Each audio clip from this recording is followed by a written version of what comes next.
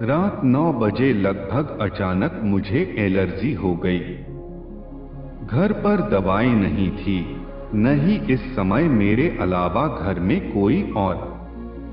श्रीमती जी बच्चों के पास दिल्ली और हम रह गए अकेले। ड्राइवर मित्र भी अपने घर जा चुका था।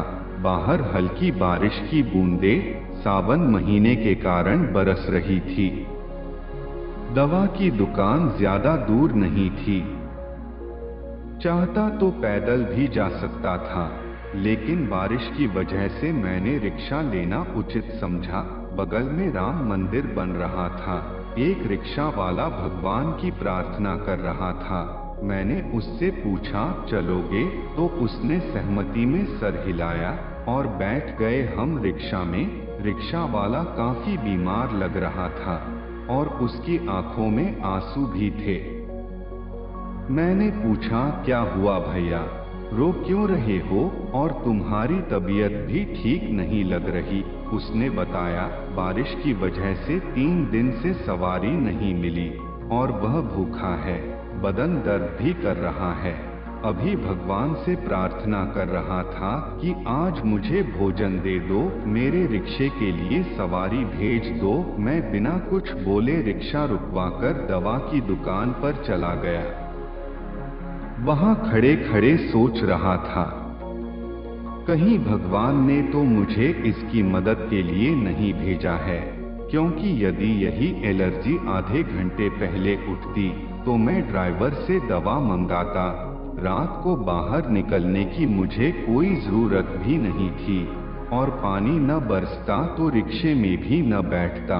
मन ही मन भगवान को याद किया और पूछ ही लिया, भगवान मुझे बताइए, क्या आपने रिक्शे वाले की मदद के लिए भेजा है? मन में जवाब मिला, हाँ। मैंने भगवान को धन्यवाद दिया। अपनी दवाई के साथ रिक्शे वाले के लिए भी दवा ली। बगल के रेस्तरां से छोले भटूरे पैक करवाए और रिक्शे पर आकर बैठ गए। जिस मंदिर के पास से रिक्शा लिया था, वहीं पहुंचने पर मैंने रिक्शा रोकने को कहा। उसके हाथ में रिक्शे के 30 रुपए दिए, गर्म छोले भटूरे का पैकेट और दवा देकर बोला, खाना खाकर यह दवा खा लेना, एक एक गोली, ये दोनों अभी और एक एक कल सुबह नाश्ते के बाद। उसके बाद मुझे आकर फिर दिखा जाना। रोते हुए रिक्शे वाला बोला, मैंने तो भगवान से 2 रोटी मांगी थी, मगर भगवान ने तो मुझे छोले भटूरे दे दिए। कई महीनों से इसे खाने की इच्छा थी।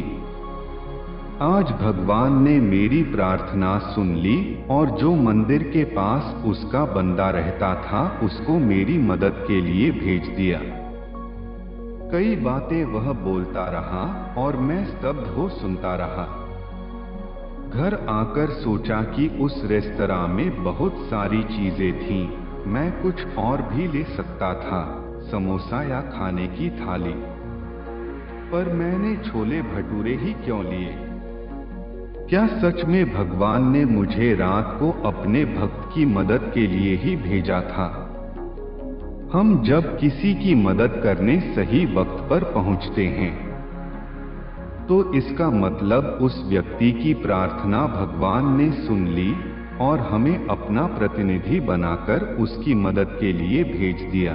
हे प्रभु, ऐसे ही सदा मुझे राह दिखाते रहो, यही आपसे प्रार्थना है।